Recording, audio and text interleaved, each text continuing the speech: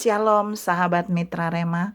Hari ini tanggal 24 Februari 2022, kita akan sama-sama mendengarkan firman Tuhan yang terambil dalam Injil Lukas 15 ayat 17 sampai ayat yang ke-20 yang berkata demikian.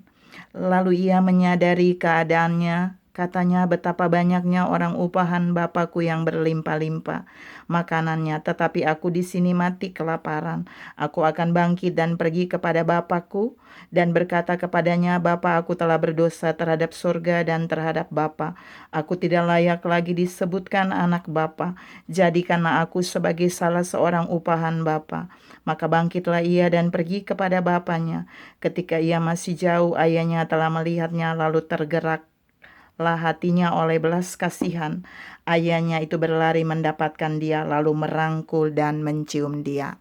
Demikianlah firman Tuhan, dan firman ini akan sama-sama saudara dan saya renungkan di hari ini yang saya beri judul titik balik anak bungsu. Saudara yang saya kasihi dalam Tuhan Yesus Kristus, kalau yang kemarin saya membahas tentang 4 karakter yang tidak boleh kita lakukan, yang tidak baik yang dimunculkan oleh anak bungsu ketika dia menerima warisan bapaknya. Tapi hari ini kita mau lihat ada titik balik yang dilakukan, dialami oleh anak bungsu ini, dan ini harus menjadi bagian teladan untuk saudara dan saya bisa belajar tentang hal ini.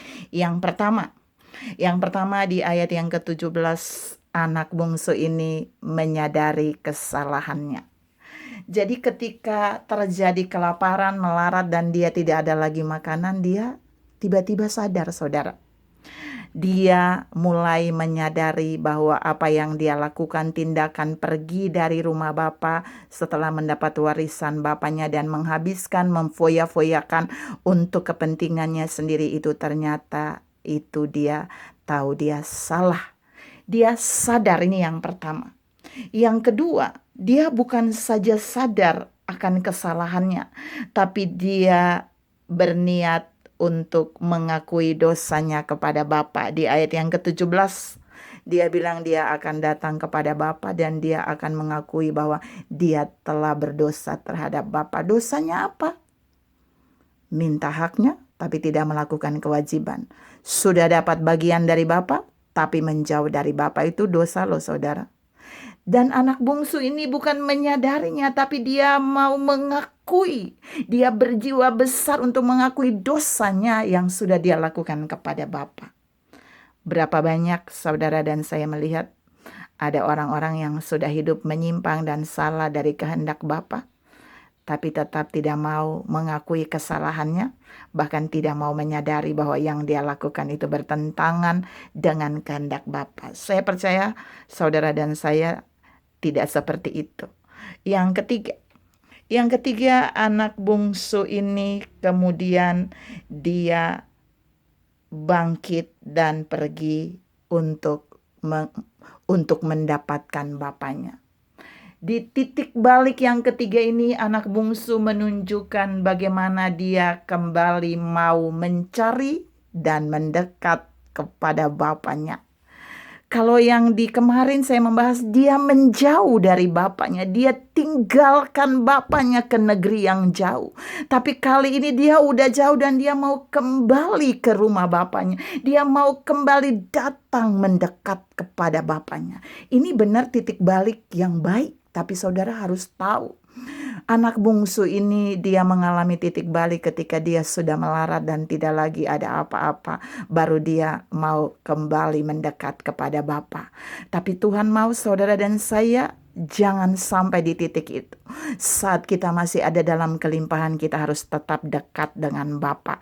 Dan jikalau kita mengalami seperti anak bungsu sudah jauh dari Bapa, kita perlu kembali mendekat kepada Bapa. Yang terakhir, yang keempat, anak bungsu ini benar-benar berkata di dalam hatinya.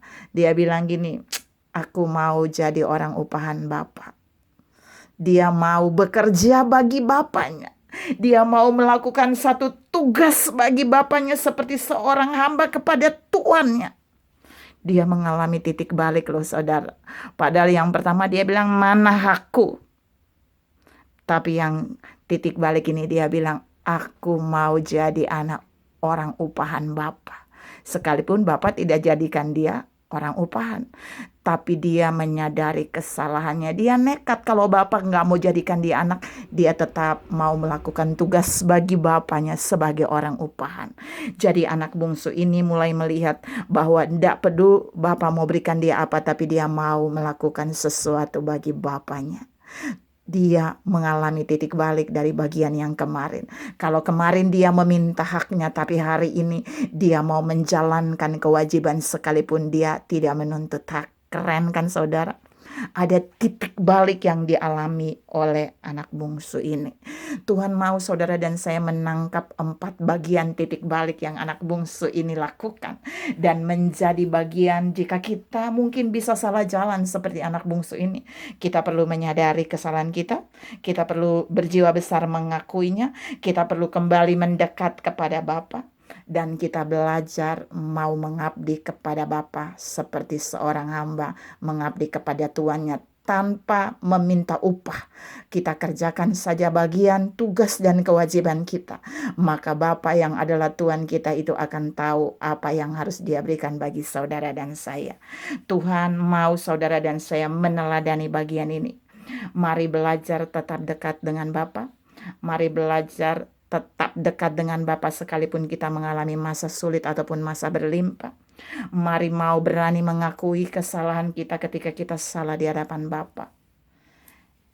Dan kita masih tetap mau melakukan kewajiban kita.